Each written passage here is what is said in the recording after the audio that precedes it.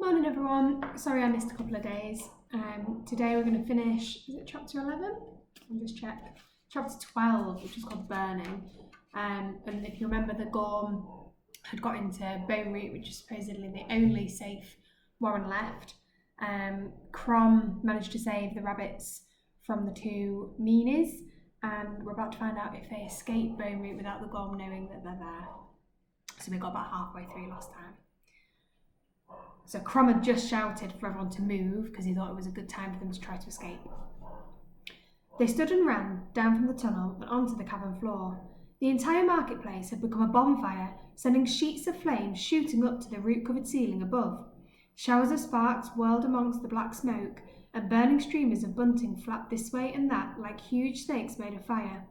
Bone Root rabbits danced in and out of the inferno, shooting arrows, then dodging away again before Gorm spears could find them. "I know a way out," Crom called back to the group, "but you must guide me." He put out his hand and Podkin grabbed it, thinking to lead him along, but the warrior rabbit hauled him up and onto his back, next to the mewling, shaking Pook. "Be my eyes, Podkin. We need to find the sellsword stall. Quickly now." Podkin had a vague idea where it was, but it was difficult to see in the smoke. He put an arm around Pook to comfort him, then shouted into Crom's ear, "Forward! Keep going, along this side of the cavern!" With Crom leading the way and Podkin steering him like a rider on a giant rat, they made their way as quickly as they could along the edge of the market floor.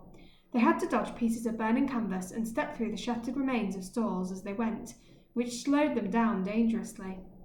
Podkin snuck a quick glance across the cavern to see the Gorm steadily advancing, stepping through flames that licked off their armour. "I hope they boil inside," he thought, but they just kept striding on, as though they couldn't even feel the heat. "Nearly there," he shouted in Crom's ear. He thought he could see the bodies of some rabbits amongst the debris. Was that one of the gambling rabbits lying curled beneath the broken stall? And there, was that the rabbit with the pickled beetroots that had given them directions when they first arrived? Podkin felt they should do something, but there was no time to stop and help. It was every rabbit for himself. "The sellsword market," Paz yelled. "There it is!" Just a few steps further, behind a wall of roiling black smoke, there it was. The fenced enclosure where Podkin had first spotted Crom. He remembered wondering about how a blind rabbit could possibly fight. Now his very life depended on him. "Quick, everyone, into the enclosure. Head for the stone pillar at the far side. There's a passage behind. They all dashed across the now empty space, past the tattered blanket where Crom had sat for goddess knows how long. Sure enough, there was a tunnel entrance, just the right size for a small rabbit, hidden amongst the shadows. Paz was just about to dart in when something struck the stone pillar by her head with a loud crash. Sharp chips of stone exploded off it, hitting her in the face and knocking her to the floor. It was a spear. Podkin saw, and it had missed spiking her through the head by only a few inches. Crom spun around, making Pod and Pook cling on for dear life. There, stomping out of the smoke clouds, was a Gorm warrior. His iron armour was blackened by soot, the fur on his ears seared away, and the flesh beneath scorched pink. Not that he seemed to care. His jagged broadsword was already swinging towards them, those dead red eyes staring at them as if they were nothing but walking meat. "Jump back!" Podkin yelled, making Crom leap. Just in time as the sword whooshed past his nose and thudded into the floor of the cavern. "Didn't you hear it coming?" "The noise," Crom shouted. "It's too much. I can't hear where he's coming from. Be my eyes again, Podkin." The cacophonic screaming in the cavern, the roar of the burning timber, the wash of red-hot air and stink of smoke. All of these things had dulled the senses Crom relied on to make up for his useless eyes. The Gorm had raised his sword high and was coming at them again. "Duck!" Podkin screamed. "Jump right!" The broadsword swished past them both times, missing them by a few whiskers. How could Crom attack if he couldn't see the enemy? What if another Gorm came to join in? "Let's even the field a bit, shall we?" said a voice at Crom's feet. Podkin looked down to see Mish, her catapult stretched back as far as it would go, pointing at the Gorm's face. Beside her, Mash had the pipe held to his mouth. They both fired at once, little black balls of something, shooting up into the armoured head of their attacker and hitting both of his helmet's eye holes at once.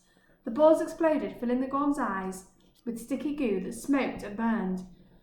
The warrior roared, dropping its sword, clawing at his face.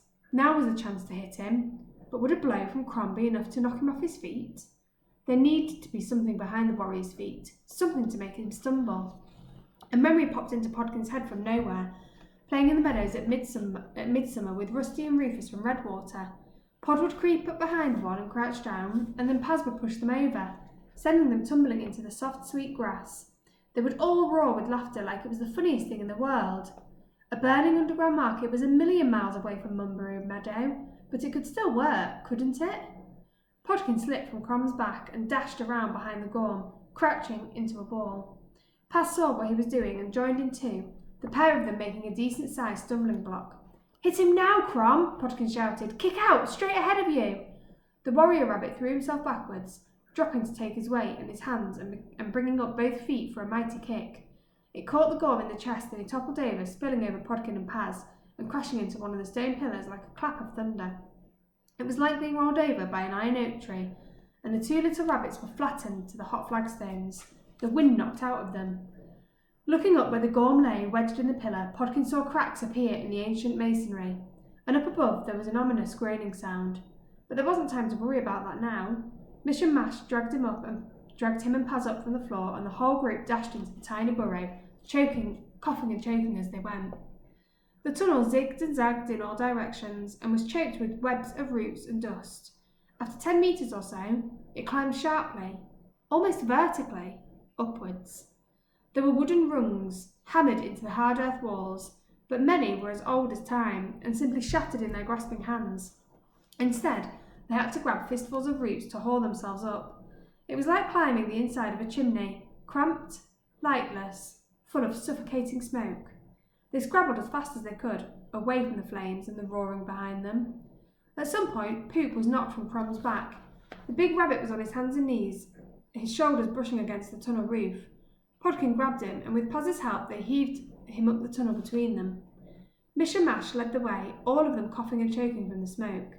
Finally, they burst out of the darkness and through a mat of overgrown brambles, into the evening light. One by one they collapsed into the snow at the edge of the forest and lay there, panting and gasping. It was like being born into a new world. Podkin grabbed great handfuls of snow and mashed it into his face. The smoke had turned his eyes into 2 throbbing balls of pain, and his nose and throat stung like they'd been rubbed with sandpaper and vinegar. After a few moments his vision began to return, blurred and watery. They were well inside the tree line, looking out on the wasteland of shrubs and bushes that hid Bone Root. In the distance he could make out a shape that might be the stone arch where they had entered. Here and there among the trees he could see lines of moving shapes. Streams of rabbits were pouring out of other hidden exits, fleeing their home like ants from a nest that had just been doused with boiling water. Podkin felt sorry for them all. They had run the gorm to get here, and now they were running again. "Did you feel that?" Paz said. She was lying beside him, covered head to foot in black soot. "What?" he croaked. "The ground. It moved." Podkin looked at the forest floor around them, and then he felt it as well, a deep shudder in the bones of the earth. "The chamber's collapsing," said Crom. "We'd better move." Even though Crom was right and their lives were in danger, none of the rabbits had the energy to lift a paw. They sat coughing and staring as cracks began to appear in the snow, not 10 metres away from them. With a painful groaning ripping sound, the cracks spread, trees began to lean inwards, and spouts of smoke started seeping from the wounds in the soil. "Back!" Crom shouted, and this time they somehow found a last shred of energy, enough to scrabble and drag each other further into the trees where the ground was more solid. Podkin turned around in time to see a circle the size of the entire Bone Root marketplace tear itself out of the earth, and then everything inside, trees, mud, snow, all folded downwards into the pit with a crashing roar that shook them off their feet. Where a messy scrubland had once stood, there was now a gaping hole, oozing black smoke into the darkening sky. On the far side, where the ruined arch still jutted upwards, Podkin could see a figure staggering out of the wreck of Bone Root, armoured hunched figures steaming with smoke and burnt blood.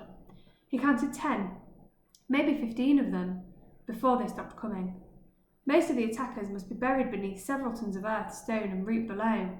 Good, he thought, and would have even done a little dance of joy had he not spotted the last gorm soldier to step free from the tunnel. He was bigger than the rest by a good head, and the spikes on his armour were terribly huge, White bony things hung from his belt, and he was leaning on a massive two-handed broadsword for support.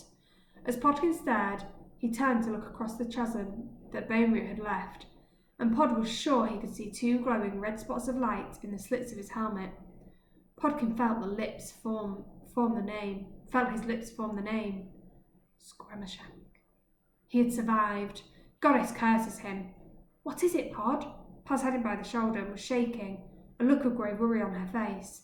He wanted to answer, but all he could do was point. Paz followed his stare, and when she saw what he had seen, she snatched Puke up into her arms and ran. They all ran, as far and fast into the forest as they could, just as if the devil himself was behind them, which, in a way, he was.